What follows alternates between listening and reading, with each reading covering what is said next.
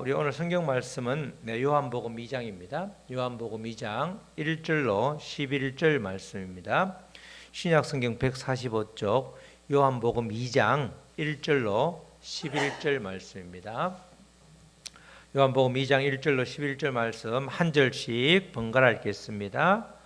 사흘째 되던 날 갈릴리 가나에 혼례가 있어 예수의 어머니도 거기 계시고 예수와 그 제자들도 혼례의 청함을 받았더니 포도주가 떨어진지라 예수의 어머니가 예수에게 이르되 저들에게 포도주가 없다 하니 예수께서 이르시되 여자여 나와 무슨 상관이 있나이까 내 때가 아직 이르지 아니하였나이다. 그의 어머니가 하인들에게 이르되 너희에게 무슨 말씀을 하시든지 그대로 하라 하니라. 거기에 유대인의 정결 예식을 따라 두세 통 드는 돌 항아리 6이 놓여 있는지라. 예수께서 그들에게 이르시되 항아리에 물을 채우라 하신즉 아귀까지 채우니 이제는 떠서 연회장에게 갖다 주라 하심에 갖다 주었더니 연회장은 물로 된 포도주를 맛보고도 어디서 났는지 알지 못하되 물 떠온 하인들은 알더라. 연회장이 신랑을 불러 말하되 사람마다 먼저 좋은 포도주를 내고 취한 후에 낮은 것을 내거늘 그들은 지금까지 좋은 포도주를 두었다 하니라. 11절 다 같이요. 예수께서 이 첫 표적을 갈릴리 가나에서 행하여 그의 영광을 나타내심에 제자들이 그를 믿으니라. 아멘. 오늘 제목은 우리 다 같이 읽겠습니다. 시작. 예수 그리스도 안에서만 참 생명의 기쁨을 맛볼 수 있습니다. 첫 번째 표적을 통해서 알려주고자 하는 그런 교훈이 예수 그리스도 안에서만 참 생명의 기쁨을 맛볼 수 있다, 이런 뜻입니다. 다른 말로 하면 예수 그리스도 밖에 있으면 우리가 가장된 기쁨을 누리는 것처럼 보이지만 실제로는 참 기쁨이 아니라는 뜻이죠. 요한복음은 지난주에도 말씀드렸지만은 절기를 기준으로 크게 7단락으로 나눌 수 있습니다. 다른 세 복음서와 달리 요한복음은 절기를 기준으로, 특별히 유월절을 기준으로, 유월절은 예루살렘으로 오는 거죠. 예수님은 주로 갈릴리에서 사역을 했는데 예루살렘까지 오고 가고 반복을 3번 반, 3번 정도 한다, 이렇게 이제 기록에 나와 있죠. 그러니까 유월절이 1년에 한 번 있으니까 3번 왔다 갔다 하니까 첫 번째부터 시작해서 두 번째, 세 번째 왔다 갔다 하니까 예수님의 공생애를 적어도 3년 또는 3년 반, 어간 3년 이상이 된다, 그렇게 말을 하고 있습니다. 이 7번의 절기를 가지고 이렇게 7단락으로 나누는 것처럼 요 7단락 내에는 또 7가지 표적이 있습니다. 우리가 777이라고 그러는데 요한복음에는 7 절기를 기준으로 7단락으로 나누고 또 표적도 7가지 나누고 또 예수님께서 당신을 스스로 나는 누구이다라고 말하는, 나는 무엇이다, 에이고 에이미라고 그러는데 헬라어로 나는 누구이다, 그렇게 표현한 구절이 7번 나옵니다. 특별히 이렇게 7단락으로 나눈 이 절기를 기준으로 나누었는데 우리가 지난번에 오늘 봤기 때문에 표적도 마찬가지 7개죠. 근데 예수님의 그 표적을 기적이라고 말하지 않는데, 기적은 그냥 미러클이라고 그러죠. 표적은 우리가 표지판 하는 거 있죠. 교통 뭐죠? 교통 표지판 사인. 교통 표지판은 뭐죠? 이게 멈추라는 건 뭐예요? 멈추면 되는 거죠. 길을 가리키면 이 왼쪽으로 가라 그러면 왼쪽으로 가면 되는 겁니다. 마찬가지로 표적을 통해서 중요한 게 표적이 중요한 것이 아니라 표적이 무엇을 가리키고 있는가, 표적이 가리키는 그 무엇, 그것이 이제 중요한 겁니다. 우리가 오늘 보게 되는 이 가나안의 혼인잔치도 혼인잔치에서 예수님께서 엄청난 표적과 기사를 행했다. 다시 말해서 물이 변하여 포도주가 되었다, 거기에 초점이 있는 것이 아니라 물이 변하여 포도주가 된 것이 무엇을 가리키는가, 그것을 우리가 함께 나누려고 하는 것이죠. 예수님께서는 요한복음에서 이 보여주는 7가지 표적을 통해서 주제는 예수님이 그리스도임을 알려주는 거죠. 그리고 제자들에게는 예수님이 그리스도임을 믿게 하려고 그렇게 표적을 보여주고 있는 것입니다. 결국 이 표적을 통해서 예수님의 신성, 예수님의 하나님 되심을 알려주고 있죠. 그래서 요한복음 1장 1절로부터 시작되는 말씀이 태초에 말씀이 계셨는데, 태초에 예수님이 계셨는데 그 예수님은 창조주 되신 하나님과 함께 계셨고 그분이 바로 만물을 지으신 하나님이다. 하나님과 예수님을 같은 동급으로 동위로 이렇게 말씀을 하잖아요. 그냥 단순히 예수님은 하나님의 아들이라서 이 마리아를 통해서 잉태된 신약 시대에 짠하고 나타난 성자 하나님이 아니라 태초부터 계셨던 창조주 하나님, 그 하나님을 우리가 믿고 있는 거죠. 그래서 예수님께서는 요한복음에서 계속해서 내가 하나님의 바로 하나님이다, 창조주 하나님이다, 그걸 계속해서 알려주고 있는 것이죠. 예수님의 신성, 표적은 하나같이 예수님 하나님 아니면 행할 수 없는 그런 일들을 7가지를 쭉 보여주면서 봐라, 내가 바로 하나님이다, 나를 믿는 자는 영원히 산다, 그걸 확실하게 알려주고 있는 것입니다. 첫 번째 표적이 바로 갈릴리 가나의 혼인잔치에서 일어났죠. 이것은 이제 유대인의 결혼 풍습을 좀 알아야 됩니다. 유대인의 결혼 풍습은 크게 결혼은 2가지 절차로 행해지는데, 하나는 정혼, 그죠? 그 다음에 하나는 혼인. 우리는 약혼을 하잖아요. 근데 이 유대인의 정혼은 약혼보다 훨씬 더 구속력이 강한, 이 정혼을 했으면 이제 신부와 신랑이 된 거예요. 그래서 정혼을 하고 나서 여자가 딴 남자를 보든지 남자가 딴 여자를 보면 그건 안 되는 거예요. 그거는 부정한 행위가 되는 거란 말이죠. 혼인에 앞서 정혼을 하는데 우리가 오늘 본 말씀은 유대인의 정혼을 하는 그런 장면이다, 이렇게 말할 수 있습니다. 유대인의 정혼 절차는 신랑이 신부에게 지창금을 준비해서 이제 갖다 주고 7일 동안 잔치를 엽니다. 7일 동안 잔치를 열면서 제일 마지막에 신랑이 신부에게 포도주를 한 잔 따라주면서 자, 나랑 이렇게 약혼하자, 정혼하자, 혼인하자, 그렇게 주면 신부가 7일 후에 7일째 되는 마지막 날에 싫은데요? 이러면 끝나는 거고, 좋습니다. 그 포도주를 받아서 마시는 순간 혼인 서약, 혼인 언약이 성립이 되는 겁니다. 혼인 언약이 성립되면 신랑은 신부를 그 신부 집에 두고 어디로 가죠? 아버지 집으로 가는 거죠. 아버지 집으로 가서 살 집을 마련하는 거예요. 우리가 성경 말씀에도 보면 사람들 장례 예식을 할 때 그러잖아요.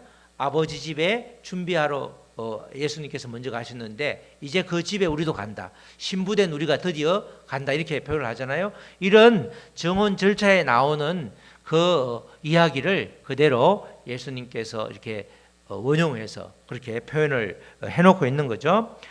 혼인 언약이 성립되면 신랑은 신부를 데리고 오겠다고 약속을 하고 살 집을 위해서 가면서 신부에게 선물을 하나 주는데, 그 신부가 선물을 보면서 늘 우리 남편이, 내 신랑이 언제 돌아오지? 그걸 이제 기억하면서 기다리는 거죠. 대개 이렇게 집을 준비하고 하는 기간이 1년 정도 걸리는데 1년보다 조금 더 걸릴 수도 있고 덜 걸릴 수 있기 때문에 그 정확한 시간, 내가 맨날 며칠 오겠다라고 약속을 못 하는 거예요. 그럼 신부는 어떻게 되죠? 그 기간을 언제 올지 늘 준비를 하고 있어야 되는 거예요. 신부가 우리가 열처녀 비유에도 나오듯이 언제 올 줄 모르는 거예요. 집이 준비가 되면 신랑이 이제 덜러리들 남자친구들을 내세워서 같이 가는 거죠. 근데 갑자기 이제 밤에, 보통 보면 이스라엘은 밤이 저녁부터 일과가 시작되기 때문에 저녁에 확 닥칠 수도 있는 거죠.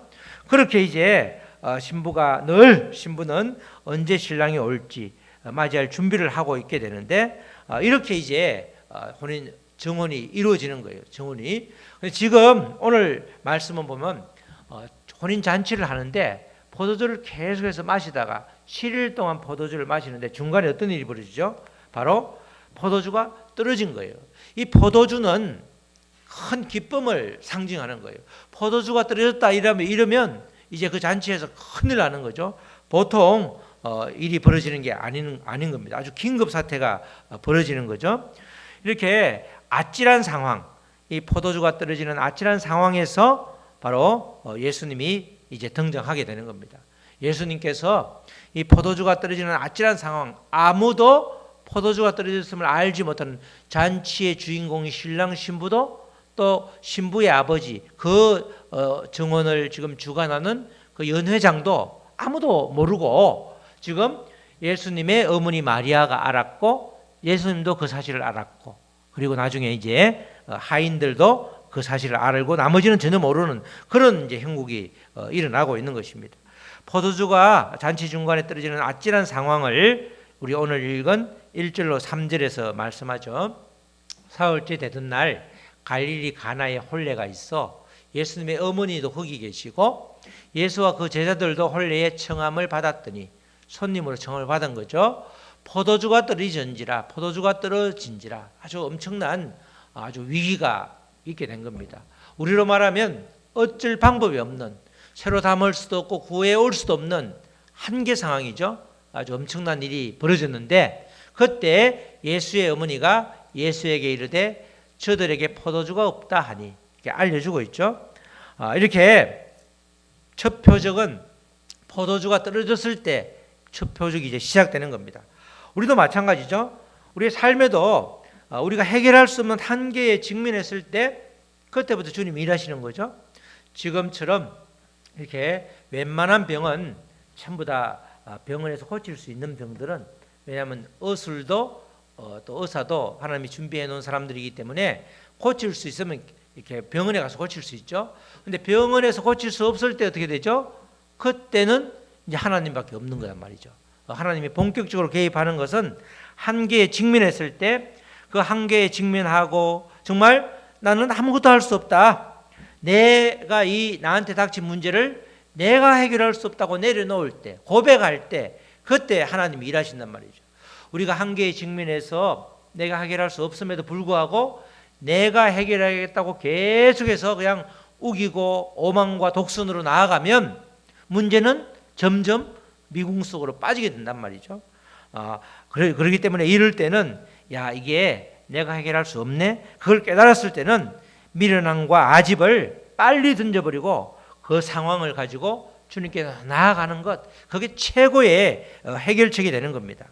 지금 오늘 혼인잔치에서 포도주가 떨어진 것을 발견한 사람은 예수님의 어머니 마리아와 예수님이셨죠. 혼인잔치의 주인공은 그걸 다 감안해서 어느 정도 이때 정혼하고 혼인할 때는 초청받은 사람들만 들어갈 수 있기 때문에 우리가 초청한 사람이 100사람이다. 그러면 이제 이웃집에 누구 해서 일주일 동안 마실 수 있는 포도주를 충분히 주고 특별히 옆집에 있는 누구는 엄청나게 딴 사람보다 많이 마시니까 조금 더 준비하고 충분히 준비를 해야 되는데 그 떨어진 것도 전혀 모른 채로 지금 아주 막 근하게 그렇게 포도주를 마시면서 기쁨을 나누고 있었죠. 이때 마리아는 왜 이렇게 주인공도 아니고 손님으로 온 예수님에게 이 사실을 알렸는가? 바로 마리아는 성령으로 잉태할 때부터 예수님이 하나님의 아들임을 이미 아셨죠. 이스라엘 백성들을 구원할 분 바로 예수다. 이분이 그걸 미리 알고 있었기 때문에 마리아는 바로 예수님을 바로 찾은 겁니다. 마리아가 예수님에게 포도주가 없다는 사실을 알려주었을 때 예수님께서는 아직 때가 이르지 않았다. 이렇게 말씀하죠. 4절 말씀에 예수께서 이르시되 여자여, 이때는 여인들을 부르는 극존칭이기 때문에 엄마를 무시하는 것이 아니라 여자여 나와 무슨 상관이 있나이까? 내 때가 아직 이르지 아니하였나이다. 충분히 떨어진 건 알겠는데 하나님의 계획표대로 하나님의 일정을 충분히 감안해서 그 때를 정하는 것은 바로 내가 정하는데 아직은 그 때가 아니다. 이렇게 이제 말을 하죠. 그러면서 이 어머니에게 공생애를 시작하는 지금 첫 번째 이제 그런 부분이기 때문에 더 이상 육신의 어머니이긴 하지만 메시아인 자기에게 어머니가 육신의 어머니가 이래라 저래라 지시할 권리는 없다. 이제는 내가 직접 그것을 알고 있으니까 하겠습니다, 하겠다 이렇게 말하는 거죠. 움직일 때인지 아닌지, 움직일 때인지 가만히 있어야 될지 때가 중요하죠. 우리도 마찬가지죠. 우리도 지금은 움직여야 될지, 가야 될지, 말해야 될지 우리가 아주 그 때를 정하는 게 아주 중요한 거단 말이죠. 이스라엘 백성들이 광야에서 이렇게 움직일 때는 구름 기둥과 불 기둥을 가지고, 구름 기둥이 머물러 있으면 거기 그대로 밑에 있고, 또 가면 가고, 거기 구름 기둥과 불 기둥을 표준 삼아서 움직였듯이 누구에게든 다 때가 있는데, 예수님도 지금 사역을 수행해야 될 때인지 아닌지, 그것을 다른 말로 하면 하나님의 뜻에 따라서 그 적당한 시기에 표적과 기사를 행할지 안 할지 그 결정을 이제 주님이 하신다는 겁니다. 이렇게 예수님은 바로 움직이지 않으니까 이제 5절에서 이 마리아가 그 잔치집의 하인들에게 부탁을 하죠. 그의 어머니가 하인들에게 이르되, 지금 하인들을 데리고 간 게 아니죠. 남의 집에 함부로 움직이면 안 되니까 그 잔치집의 하인들에게 이르되, 너에게 무슨 말씀을 하시든지, 예수님께서 무슨 말씀을 하시든지 그대로 하라. 내 생각대로 하지 말고, 내 판단대로 하지 말고 하라는 대로 그냥 하기만 해라. 이렇게 부탁을 하는 겁니다. 잔치 중에 떨어진 포도주 문제를 해결할 수 있는 분은, 유일한 분은 예수님이시기 때문에 예수님께 모든 예수님이 하라는 대로 순종해라 이렇게 말하는 거죠. 바로 문제보다는 예수님께 집중하라. 그것이 정말 중요하다. 그걸 알려주고 있는 겁니다. 지금 하인들도 포도주가 떨어진 걸 알았기 때문에 이제 엄마 옆에 있는 하인들이 있고 예수님과 마리아가 대화하는 장면에 귓속말로 대화하는 것도 아니고, 이렇게 포도주가 떨어졌는데 빨리 포도주를 다시 이렇게 만들어야 되는데 그렇게 좀 하면 좋겠다 이렇게 할 때 하인들이, 멀리 있는 하인들은 못 들었겠지만 들었겠죠. 그 하인들에게 포도주가 떨어졌다는 그 사실에, 그 문제에 집중하지 말고 예수님께서 무슨 말씀을 하시는지, 예수님께서 말씀하시는 걸 그대로 행하는 데 집중을 해라. 문제보다는 어디에 집중하라고요? 예수님께 집중하라. 그 이야기를 해주고 있는 겁니다. 우리가 마찬가지죠. 문제가 있으면 우리가 그 문제를 내가 풀려고 하면 생각보다 풀리지 않을 때가 많습니다. 그러나 그것을 주님께 맡기고 온전히 주님께 고백하면, 우리가 늘 우리가 정직하다는 게 그 뜻을 말할 때 내가 할 수 없음을 고백하는 거, 그죠? 그게 정직한 거죠. 우리가 성경에서 정직하다고 할 때는 내가 아무것도 아니다, 내가 죄인이다, 내가 할 수 있는 것이 진짜 없다, 나는 아무것도 할 수 없습니다, 그죠? 나는 무능한 존재입니다. 그걸 주님께 고백하는 것, 그게 정직한 거지. 할 줄도 모르면서, 할 수도 없으면서 마치 내가 할 것처럼 이렇게 그렇게 나서게 되면 우리에게 오는 것은 더 극심한 고난밖에 오지 않는다는 겁니다. 그래서 문제가 있으면 주님께 손들고 나가야 함을 이렇게 하인들에게 미리 알려주고 있죠. 문제보다는 예수님께 집중해라. 그것이 이 땅을 살아가는 우리들이 취해야 될 태도가 되는 거죠. 이제 드디어 하나님의 때가 되어서, 예수님의 때가 되어서 다시 이제 움직이기 시작하죠. 요한복음 2장 6절로 7절 말씀이죠. 거기에 유대인의 정결 예식을 따라, 정결이란 말은 이제 무슨 잔치할 때 손발을 씻는, 물을 담아 놓는 그런 이제 예식을 하기 위해서 두세 통 드는 돌 항아리 6이 놓여 있는지라. 그런데 예수께서 그들에게 이르시되 항아리에 물을 채우라. 뭘 채우라고 그러는 거죠? 물을 채우라는 거예요. 포도주를 채우라도 말씀하지 않으셨고, 또 포도주를 담글 재료를 그 안에 넣으라고 말씀하지 않았죠? 물을 채우라.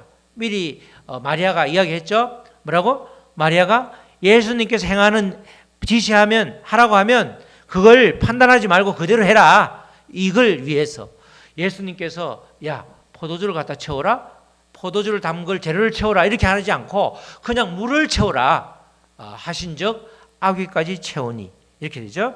바로 이 6개의 돌 항아리는 그 당시에 기쁨을 완전히 상실한 형식주의에 빠져버린 생명력이 없는 유대교를 상징하는 겁니다. 이 돌 항아리 안에 지금 물은 조금 있을 수 있고 비어 있을 수 있는데 뭐 깨끗하게 이제 전기를 내시키니까 다 썼겠죠. 더러운 물에다가 그냥 물을 또 붓진 않을 테니까.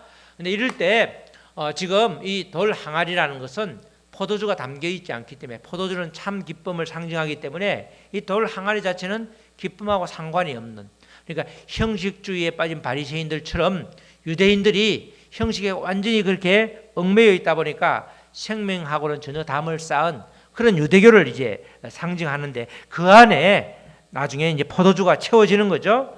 바로 이 포도주가 없다는 것, 기쁨과 희락을 상징하는 포도주가 떨어졌다는 이 말은 결국은 유대교는 참 기쁨을 상실한 잔치집과 같은 그런 존재다. 그걸 이미 다시 한번 경고를 하고 있는 것입니다. 결국은 참 기쁨을 회복하도록 하시는 분은 예수님밖에 없다는 것을 포도주 이 사건에서 알려주고 있는 겁니다.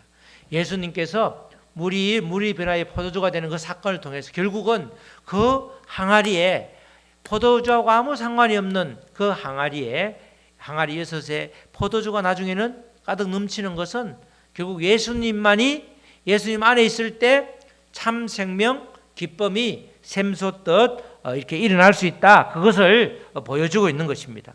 예수님과 마리아 그리고 잔치집 하인들 외에는 포도주가 떨어진 것을 아무도 모르고 있었죠. 이 하인들이 특별히 이 과정을 생생하게 알고 있었습니다. 이 상황에서 예수님의 명령과 물이 또 변화의 포도주를 맛본 사람들 평가가 이어지는 거죠.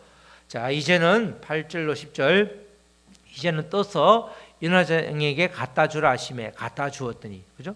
분명히 물을 부었기 때문에 지금 이걸 갖다 줘가지고 물이면, 그죠? 큰일 나죠.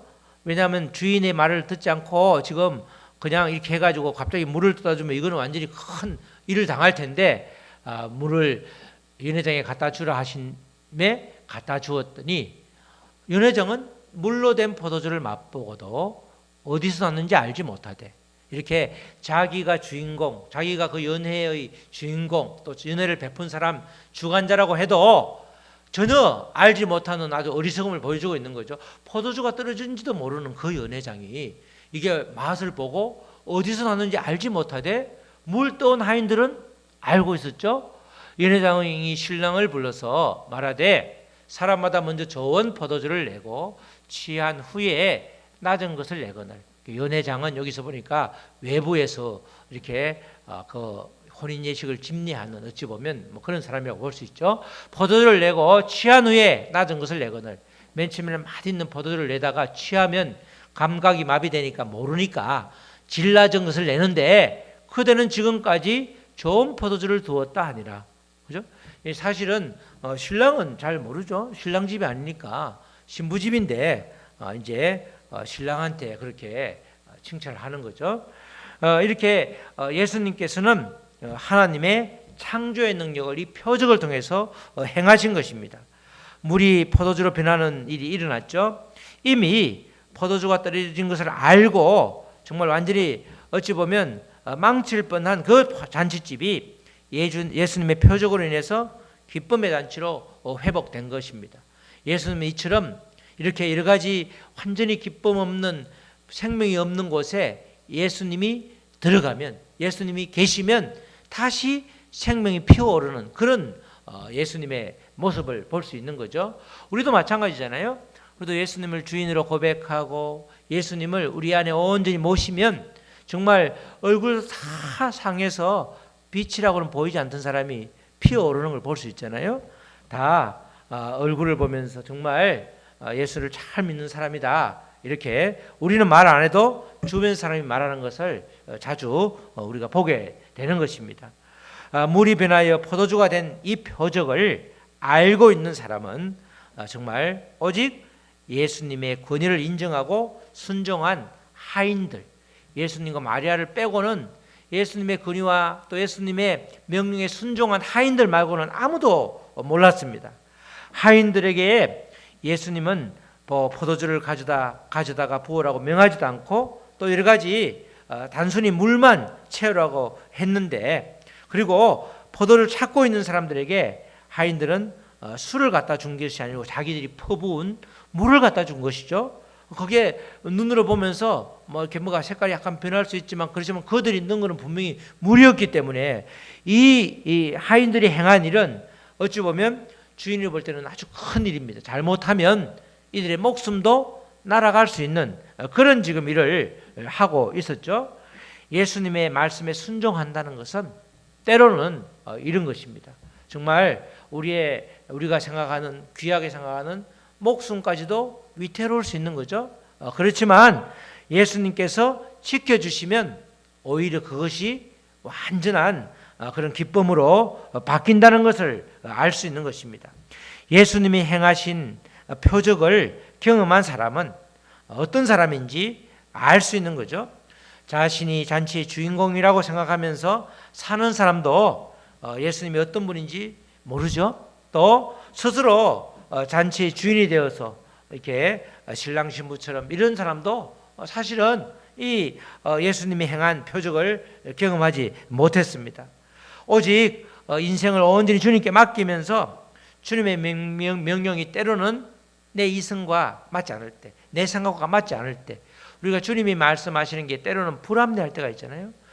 나는 정말 내 생각으로 받아들이지 않을 때가 있잖아요.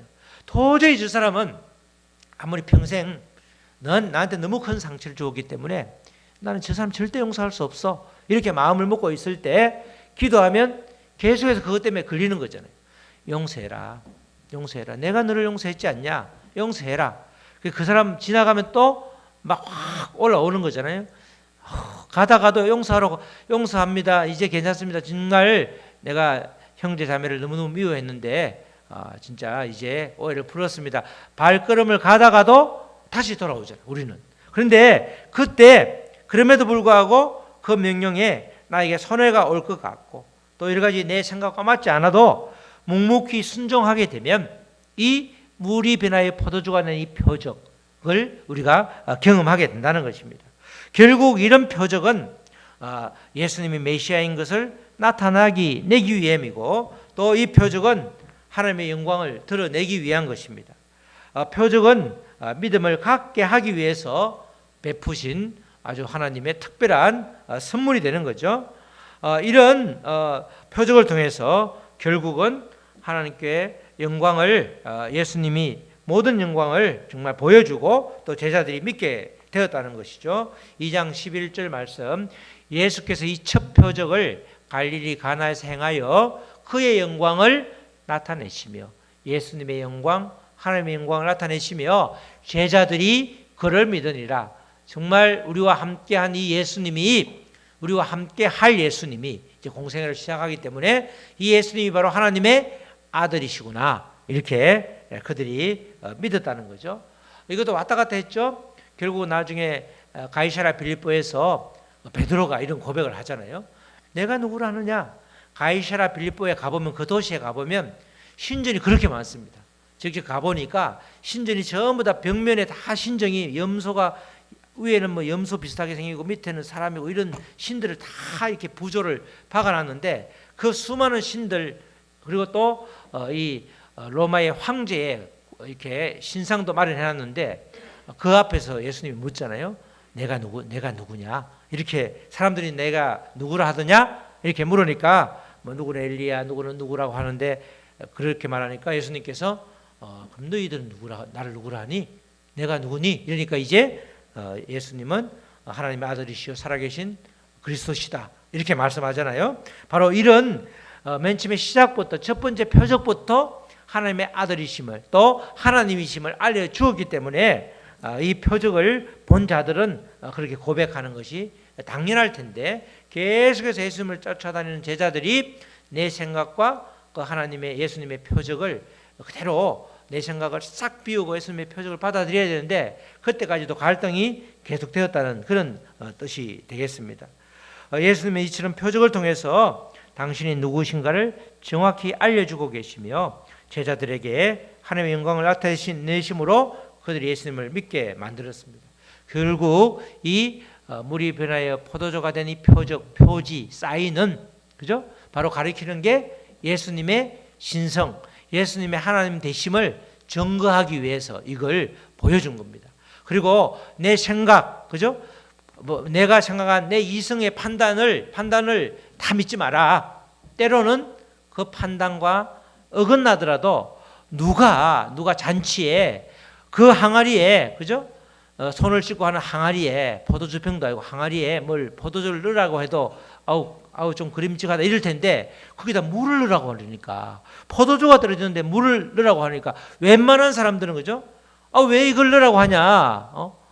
부정하고 부인하고 순종하지 않을 수 있죠. 그러나 이 하인들은 마리아의 부탁을 받고 그렇게 함으로 인해서 그들이 전혀 바보 멍청이처럼 보일지 몰라도 그들이 오히려 자기의 생각을 내려놓고 주님의 생각을 그대로 주님의 말씀을 행함으로 인해서 기적을 맛보는 그런 일들이 있었다는 겁니다. 우리도 마찬가지로 우리가 실제로는 되게 좀 이렇게 똑똑해 보여도 하나님 앞에서는 아무것도 아닌 존재라는 것을 빨리 고백하면서 모든 것이 주님의 은혜다, 그걸 고백을 하면서 사는 것, 그게 바로 표적을 경험할 수 있는 그런 사람들이라는 것입니다. 우리 사랑하는 성도 여러분, 혼인 잔치 집에서 포도주가 떨어졌다는 것 아주 심각한 일입니다. 기쁨을 성도들째 빼앗길 수 있는 아주 중대한 상황이 바로 포도주가 떨어지는 상황입니다.